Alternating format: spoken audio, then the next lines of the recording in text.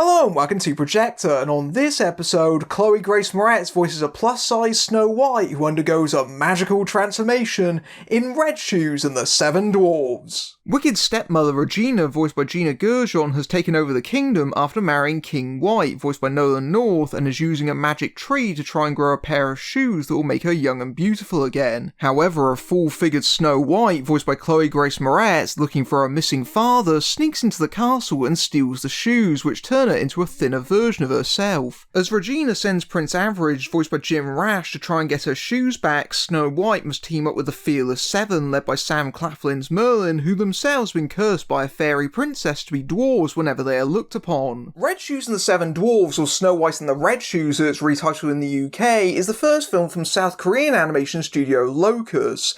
If the name sounds a little bit familiar, then chances are it's probably because you vaguely remember the massive controversy that surrounded the movie. Back in 2017, while it was being shopped to distributors at the Cannes Film Market, there were massive pieces of promo art that featured both versions of Snow White, accompanied by the tagline, "What if Snow White was no longer beautiful?" Compounding this was an early teaser trailer that consisted of a scene that's not actually in the final version of the movie, of the dwarves sneaking in on Snow White while she's getting undressed, and then acting aghast when she reveals her true form by taking off her shoes. This became a huge PR disaster. It was slammed as being sizist and fat-phobic, seemingly going against the message the film is purporting to address, and even star Chloe Grace Moretz publicly slammed it. The producers of the movie swiftly apologised, and there is a part of me that wonders whether the film was maybe slightly reworked after all that, but nevertheless, it does seem to have affected the film's reputation greatly, because that's pretty much all it's known for, and it is the kind of movie that probably should have got a theatrical release given the talent involved. And I know what you're thinking, it's 2020, not many things are getting theatrical releases, but this has been complete for well over a year now. It came out in many European territories in 2019, but it only made its way into English-speaking ones in 2020, largely as unadvertised VOD releases. It appears that the initial furore over the movie did actually scare off a lot of distributors, which is a real shame because the final version of the film is nowhere near as bad as that early marketing would suggest. Of course, like a lot of animated fairy tales, even 20 years later, Red Shoes and the Seven Dwarfs owes a massive debt to Shrek, especially in its central conceit, which is pretty much the twist where Princess Fiona turned into the main backbone of the narrative, and to a lesser extent Shrek 2 as well, because you've got characters transforming over the course of the story. It also shows in its sensibility it's another ironic, irreverent, very modern take on fairy tales, and there's nothing necessarily wrong with that. We've just seen it many times before. What I will say about the reveal in Shrek is that it's handled very well in that movie. The characters are very accepting of it, and it links in with the themes of the movie of acceptance and also of not judging people by their appearance. I think that's held up very well over the years, and Red Shoes and the Seven Dwarfs essentially takes that theme and runs with it. What I will say about the movie is that it clearly has its heart in the right place. When it comes to the body positivity message, I know that a lot of people, when they first saw that initial teaser trailer, their mind instantly snapped to the likes of the Farrelly brothers' Shallow Hal, where Jack Black is hypnotised to see the heavy-set Gwyneth Paltrow as the conventionally beautiful person that she is on the inside, which is a deeply flawed execution of that message, not least of which because it's basically an excuse for a bunch of hypocritical fat jokes. Red Shoes and the Seven Dwarfs doesn't go down that path, but it does teeter towards it at times. The one that really sticks out in my mind is the dwarves' initial encounter with Snow White, or Red Shoes as they call her because they're not aware of her actual identity, where she turns around in slow motion, taking the bite out of a cake in one hand and holding a baguette in the other. Luckily, that's a fairly isolated example. In actuality, Red Shoes gets a lot of things right. Snow White is depicted as someone who is very comfortable in her own skin. When she actually gets to take off her shoes, she's relieved at being in her actual body because that's who she really is. She's not keeping up a pretense. And also, the movie does actually try to portray her new body as something of a weakness, both literally in that she doesn't have the same kind of strength that she has in her real body, but also in terms of that it attracts a lot of unwanted attention. However, in that last part, therein lies the rub. The film wants to convey the right message and generally does overall, but it sends a lot of mixed signals in the process. The first and most obvious of which is that, take a wild guess, which version of Snow White has the most screen time? If you guess the conventionally pretty one, you'd be absolutely correct. It's not even close. It's about 70-30 by my estimate. There's also the fact that they've turned that into a plot point. There are certain moments where Snow White can't actually take the red shoes off even when she wants to, which is basically an excuse to keep her in that visage longer. But the one that really sticks out is how often the characters refer to the magical version of Snow White as being beautiful. When she wakes up to the dwarves, they call her that word 5 times in the dialogue in really quick succession, almost like they're trying to subliminally plant the idea in the audience's head, and it keeps happening with the characters over and over again. They're so besotted by her beauty that everyone is distracted by her, their heads turn around, and it can't help but convey the opposite of the intended message. What ends up happening is that the audience gets conveyed the idea of, yeah, Snow White in her regular form is pretty, but not as pretty as the magical version of herself, which kind of goes against the positivity that the film is trying to say overall, and that is largely the fault of sloppy scripting. It feels like if they were a lot more careful here,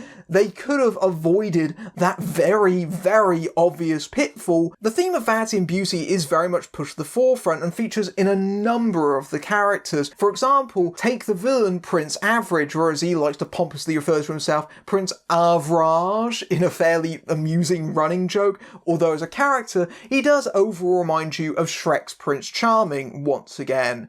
However, the theme is most clearly seen with the characters of the Fearless Seven, the Dwarfs, who are literally cursed because of their own vanity, and Merlin in particular, who takes a lot of pride in his pretty boy appearance, definitely seems to be taking it rather poorly. The idea that everyone sees him as this diminutive green dwarf, and most of the dwarves are themselves fairly vain and concentrated on their appearance. You've got one that goes around wearing a face mask at night, and they're all trying to compete with each other for Snow White's affections. And while it's understandable because they're trying to break their curse, they're looking for their true loves, that can't help but feel a little bit creepy. They get really fixated on her in a way that's a little bit uncomfortable. The idea that the characters only perceive themselves as being weaker is something that is most obviously seen in the character of Merlin, who is actually a spellcaster. He's not really a physically fighting person. He uses magic cards, which is actually a detail that very much feels a bit Yu-Gi-Oh! And is the most obvious connection to the fact that this was made in Korea.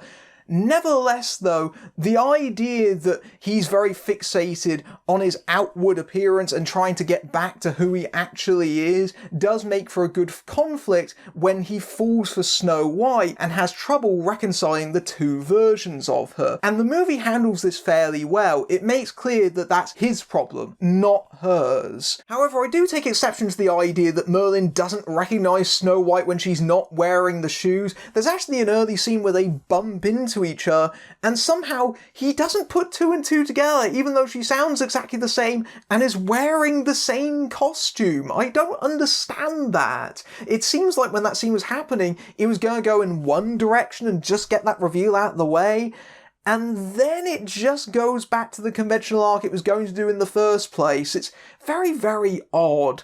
What I will say, though, is the constant switching back and forth of the two leads in particular, and especially Merlin, allows the movie to have its cake and eat it, if you will excuse the pun, in that, yes, both of these characters are in forms that are not conventionally beautiful, but in their magical and actual forms respectively, they both fit the conventional archetypes of beauty, and the movie allows both of them to be in that pairing at certain points by simply not having Snow White look at Merlin, so that they can have the kind of pretty couple at certain points and then go back to their message. It's again another thing that kind of undermines the movie at certain moments.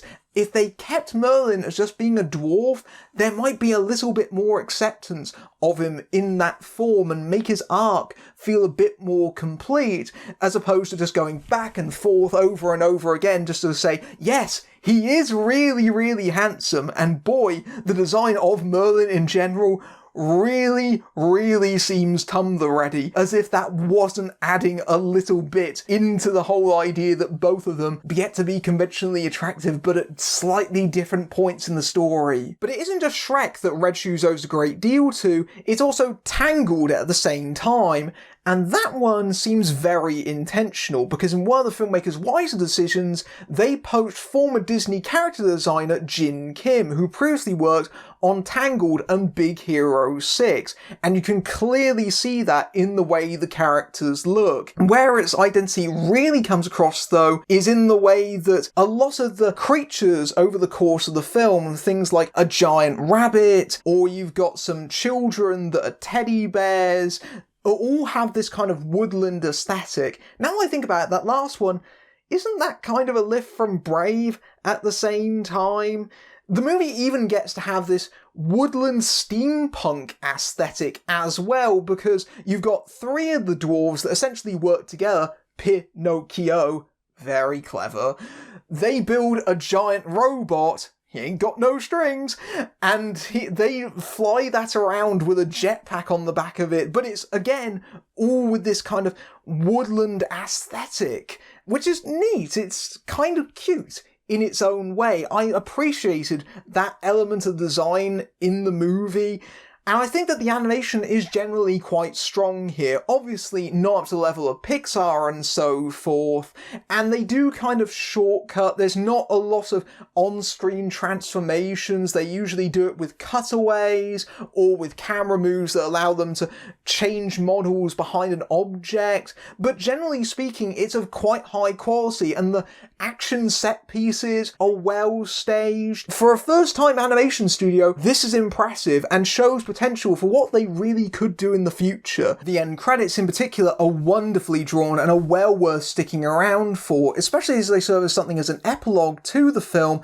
tying up plot points that aren't resolved in the movie itself. If there is a problem here, it largely comes down to the script. As I've probably implied earlier, I actually think that it's trying to cram in too much story, and that's really felt in the film's opening moments, where it tries to barrel through as much exposition as possible to try and set up the characters and their situations and get the story going, which I can commend, but it also feels painfully rushed. You really see this with the introduction of the dwarves. That should have been an entire sequence onto itself, and instead it's about a minute's worth of voiceover, and that doesn't really give you a sense of who the characters were before they were cursed. Likewise, there's some really clumsy exposition where Snow White reads a book written by her father, the king, about how Regina took over the kingdom.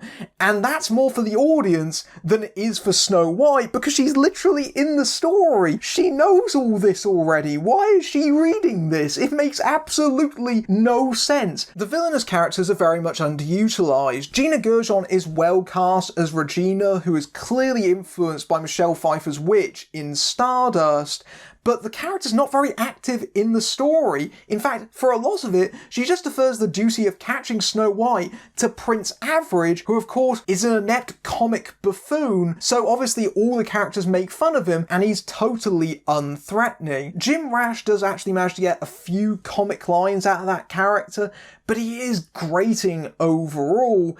And then the movie doesn't really know what to do with Prince Average in the second half. It does a very weird thing with that character, and then he just drops out of the movie entirely until the epilogue. Very, very odd. Regina does come back in the last act, but really, she should have been a more tangible threat throughout the movie, especially since she has actual magic. It feels like she could have resolved the situation very, very easily instead of trusting it to an idiot instead. That really makes no sense, and it just feels like the whole idea of that character's vanity and aging is something the movie doesn't exploit very well. Speaking of that, Patrick Warburton pops up as the magic mirror, and was always welcome to have Patrick Warburton in an animated film, because apparently he has to be in this kind of fantasy film by law. Before the climax, where the magic mirror becomes a genuine danger, it's otherwise just a scattering of scenes where Warburton tries his best to liven up what little material they've given him. The voice cast in particular suffers from the fact they clearly chose names instead of having actual voice actors. For example, Chloe Grace Moretz, I don't think is very well suited to voice acting. That's not meant to be a dig on her, that's just purely the difference between an actor and a voice actor. I think she struggles to convey the dialogue at certain points. Sam Claflin similarly struggles here. He's ideally well cast as Merlin, but he's saddled with dialogue like, "You just got Merlined," which he has to constantly repeat over and over again. Let's be honest, that would have probably defeated any voice actor, but even so, I want to stress that the actual voice acting here is just passable and does show limitations of hiring name talent instead of hiring people to properly do the job. Generally though, I do think the movie would have benefited from being about 10 minutes longer to give it a little bit more room to breathe. It actually comes out to about 80 minutes before the credits, and I think that if they just gave it a little bit more time to expand its scope, it would have been a lot better. I also think the script leans too heavily on conventional beats, especially in the way that we have pop song montages. There aren't a great many of them, but they feel like excuses to just recycle animation, and also,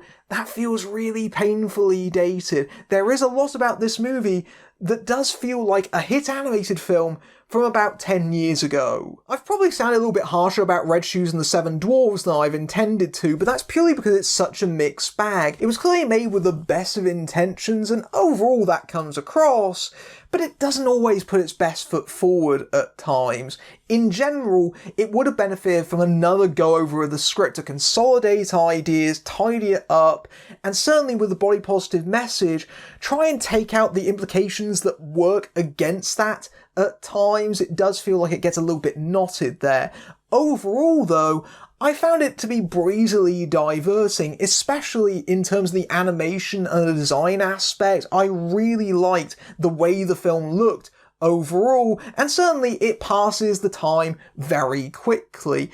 If you're looking for an animated film to entertain the kids, this is actually a really solid pick. Obviously, it's not going to be any kind of classic, and certainly, as far as animated films go, it's quite derivative, but nevertheless, it's solidly done, and I do think that it is quite entertaining, and actually has good messages for its intended audience of young girls, so long as they don't try and think about it too much. Red Shoes and the Seven Dwarfs is a likeable spin on the Snow White story that does have a well-intentioned body-positive message, even if the execution is a little spotty. Although like many fairy tale animations it owes a big debt to Shrek, especially in the central twist, and Tangled, which it shares character designer Jin Kim with, it does carve out its own identity, especially in terms of the solid animation and woodland aesthetic, but also adding elements of Arthurian legend into the mix. The themes of vanity and self-acceptance are pushed to the forefront, but while a curvier Snow White isn't turned into a punchline, that the slimmer version has the most screen time and having her beauty constantly spoken of muddies the intent. The film also feels a little underdeveloped, opening with boatloads of exposition and suffers from weak villains, and the starry voice casts are no more than passable, but it still should be a pleasingly sweet diversion for families and young girls in particular. If you like this review, then slip on your red shoes over to my Patreon, where you can see my videos early among other perks, including access to my Discord server,